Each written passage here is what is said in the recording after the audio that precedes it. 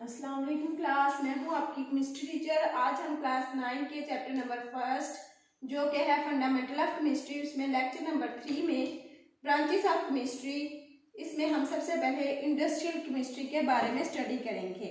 Industrial chemistry हमारे पास क्या होता है, इसमें हम manufacturing of chemical compound on commercial scale, commercial scale पे हम केमिकल्स कंपाउंड की मैन्युफैक्चरिंग के बारे में पढ़ेंगे कि उनकी तैयारी हो रही होती है केमिकल कंपाउंड्स की। और ये केमिकल कंपाउंड्स कहाँ से, रॉ मटेरियल कहाँ से हम लेते हैं, ये हम लेते हैं oxygen, caustic soda, ammonia, nitric acid, sulphuric acid और क्लोरीन।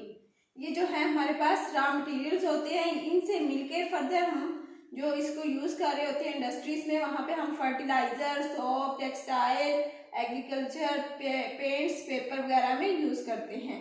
एग्रीकल्चर में हम एज अ पेस्टिसाइड, इंसेक्टिसाइड, ये सारी चीज़ों में यूज़ कर रहे होते हैं। तो ये है हमारे पास इंडस्ट्रियल केमिस्ट्री।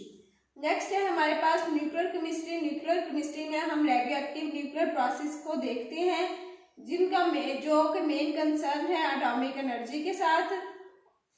और इसमें हम केमिकल इफेक्ट देखेंगे जो कि एब्जॉर्प्शन ऑफ रेडिएशन के थ्रू होता है with in animal, plants and other materials, यानी कि किसी के साथ भी इनका केमिकल इफेक्ट हो जाए तो वो बहुत डीपली इफेक्ट कर रहा होता है।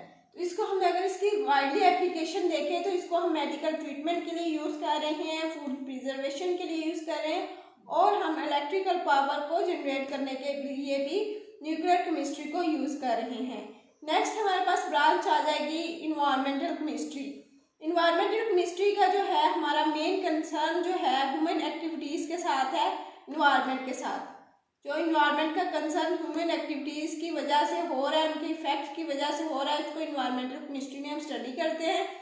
ये रिलेट कर रहा होता है बायोलॉजी से, इकोलॉजी से, सॉइल से, वाटर से। इसमें डिफरेंट केमिकल प्रोसेस हो रहे होते हैं to protect environment against pollution. जो पोल्यूशन इंसानों की वजह से काज हो रही होती है, उसको प्रोटेक्ट करने के लिए हम इन्वायरमेंटल केमिस्ट्री में स्टडी कर रहे होते हैं। वो पोल्यूशन हमारे पास किस फॉर्म में होती है, air pollution, water pollution, noise pollution, ये सारी पोल्यूशंस जो हैं वो ये ह्यूमन बीइंग की वजह से प्रोड्यूस हो रही है। कुछ इंडस्ट्री से निकल रही हैं, कुछ पानियों में जा रही हैं, और इस तरह ये हमारी लैंड को पोल्यूट कर रहे हैं। और ये सारे काज किसकी वजह से, ह्यूमन बीइंग की वजह से, ह्यूमन एक्टिविटीज़ की वजह से हैं। तो इन्वायरमेंटल केमिस्ट्री में हमारा मेन कंसर्न इसी से होता है। नेक्स्ट हमारी ब्रांच है एनालिटिकल केमिस्ट्री। एनालिटिकल केमिस्ट्री में हम कोई भी सैंपल ले लेंगे, उनकी हम सेपरेशन करते हैं और उसका एनालिसिस करते हैं टू आइडेंटिफाई कंपोनेंट्स, कि वो कंपाउंड कहाँ से है। हम एक पूरी, हमारे पास एक थैला पड़ा हुआ है किसी भी फर्टिलाइजर का, जो भी, उसमें हम एक सैंपल के तौर पे थोड़ा सा लेंगे और उसका एनालिसिस करेंगे। ये हम एनालिटिकल केमिस्ट्री में स्टडी करते हैं। हम ये नहीं है कि इतना केमिकल है तो उसको सारे को ही जो है वो एनालिसिस करेंगे, ऐसा नहीं होता। हम सिर्फ एक थोड़ा सा पार्ट लेते हैं जिसको हम सैंपल वर्ड के नाम से जानते हैं। तो सैंपल को के तौर पे इसको यूज़ कर रहे होते हैं, और इस तरह हमारे पास सेपरेशन हो जाती है दो तरह की, एक क्वालिटेटिव एनालिसिस और दूसरी क्वांटिटेटिव एनालिसिस।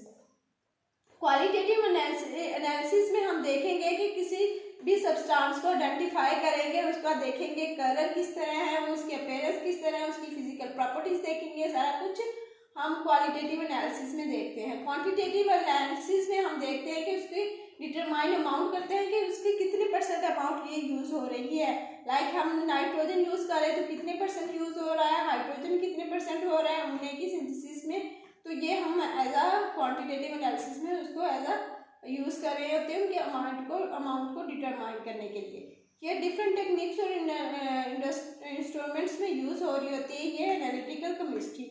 इसको अगर हम देखें तो ये वाइडली कहाँ यूज़ हो रही है, फूड में, वाटर, इन्वायरमेंटल और क्लिनिकल एनालिसिस में ये सब यूज़ हो रही होती है। Thank you so much student for watching. If you have any question, ask me in comment box.